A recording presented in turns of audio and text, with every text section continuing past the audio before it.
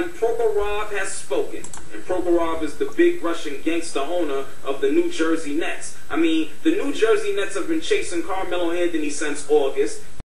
You know that voice. Here's JR's thoughts on Carmelo Anthony and the Knicks and the Nets. Carmelo Anthony rumored to go to your Knicks. You got the banner behind you.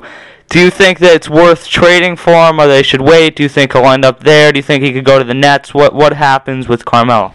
It's very difficult. I mean, this is a question that's been asked and everybody's been talking about since July, and I really don't have a new answer.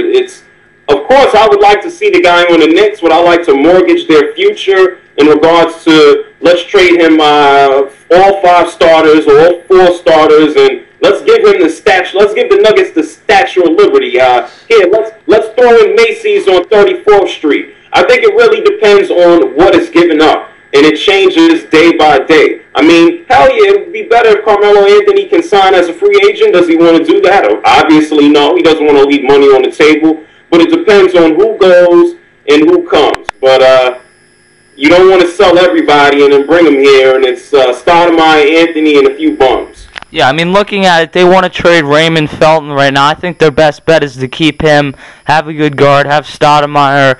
Well, I mean, potentially they could end up with Chris Paul, and then that's when Felton becomes a movable piece. But I think they're best off right now just probably keeping him. Well, I don't really think it, at this point in time, I don't think it matters if it's Billups or Felton, as long as whoever's there is serviceable. And we all know both of them are pretty damn good point guards. I mean, Raymond Felton was signed to a 2-year as a stopgap, just for that reason, just in case, you know, when it's time to get a Chris Paul or Darren Williams or whoever else might be available, that they don't have Raymond Felton locked in until eternity. So it really depends on who else goes. I mean, if you're going to get rid of Chandler, Mozgov, Gallinari, a pick, I mean, that's when you start to get funky. Yeah, I mean, he's not LeBron. I think a lot of people are getting that impression that he's in that same class, or even the class of the top 3 or 4 players. I don't think he's quite there yet. Adding him with Felton and Stoudemire really does make them a championship team, but they're going to have depth to beat the Celtics and the Heat, and if you trade away the whole team to get Carmelo, I'm not sure you have that.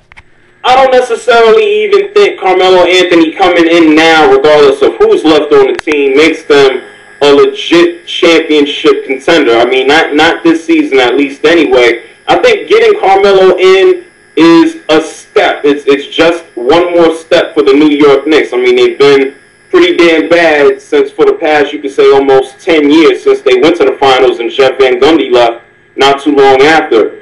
It's all a step. So even with Carmelo, the Knicks aren't too fond of playing defense. They still need a center, whether Mozgov develops into a defensive presence, whether he leaves.